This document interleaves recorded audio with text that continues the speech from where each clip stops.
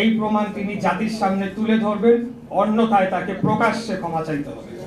একটি বেসরকারি চ্যানেলে সাক্ষাৎকার দিয়ে স্থানীয় সরকার উপদেষ্টা আসিফ মাহমুদ অত্যন্ত আপত্তিকর কিছু কথা বলেছেন। আসিফ বলেছে, বিএনপির এক নেতার ইন্ধনে ইশরাকের আন্দোলন হয়েছে। এই বক্তব্যের মধ্য দিয়ে হাজার হাজার ঢাকার ভোটারদের চরম অপমান করা হয়েছে।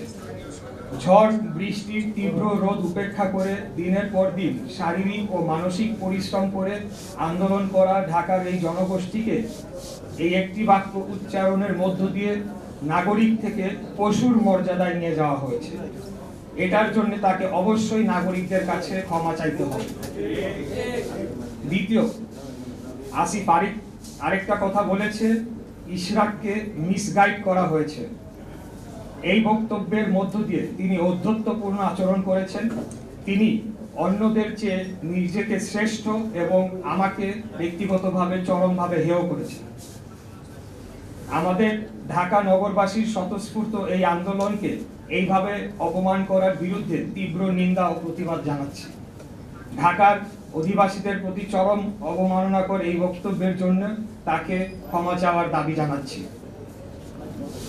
আসিফ আরো বলেন, আমাকে তার নির্বাচনী এলাকা কুমিল্লার একটি উপজেলার জনৈক বিএনপি নেতা, আমি নাম উল্লেখ করছি না, প্ররোচনা দিয়েছেন। এই আন্দোলনে অর্থ ও লজিস্টিক্স দিয়েছেন এবং তার কাছে নাকি প্রমাণ রয়েছে। এই প্রমাণ তিনি জাতির সামনে তুলে ধরবেন, অন্যথায় তাকে প্রকাশ্যে ক্ষমা চাইতে হবে। এখানেই তিনি থেমে থাকেন নাই। তিনি বলেছেন, বিএনপির একটি অংশের সরকারের সাথে বোঝাপড়ার দূরত্ব তৈরি হওয়ার কারণে আমাকে ব্যবহার করা হয়েছে।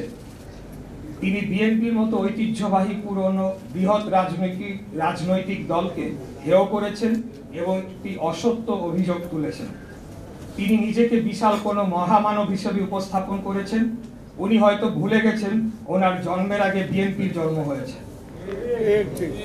আসিফ এটাও বলেছে, আমার পক্ষ থেকে যারা নেগোশিয়েট করতে এসেছেন তারা সোললি আমার পক্ষে নেগোশিয়েট করেন নাই।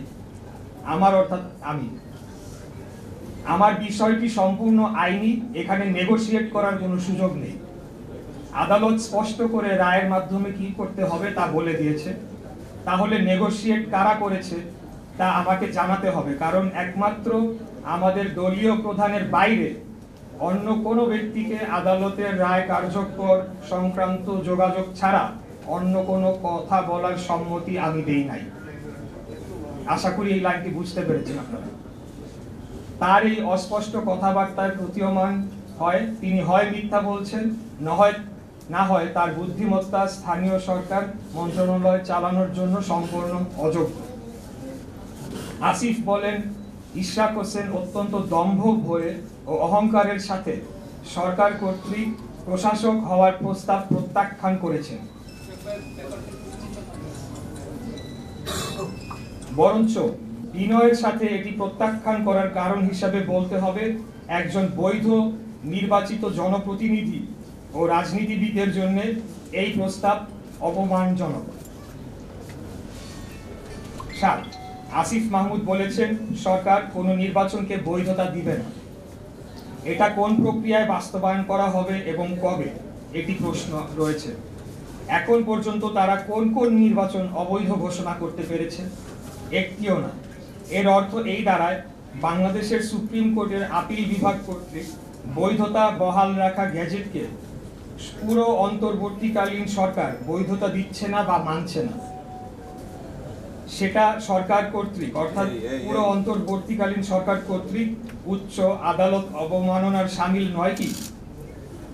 এই একই আদালত বাংলাদেশের সংবিধানের আর্টিকেল 106 এর ধারা অনুযায়ী বর্তমান অন্তর্বর্তীকালীন সরকারকে বৈধতা দেয়নি।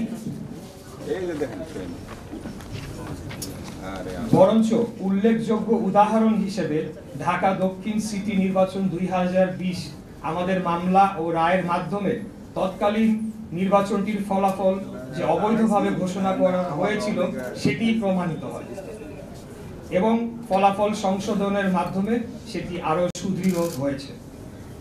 আর অনেক জায়গায় কোনো নিয়োগ প্রক্রিয়া ছাড়া ওয়ার্ড সচিব হিসেবে এনসিপি সংশ্লিষ্ট ব্যক্তিদের নিয়োগ দেওয়া হয়েছে বলে অভিযোগ আছে, যা আইনত এবং সরকার পরিচালনার যে কোনো মানদণ্ডে অবৈধ।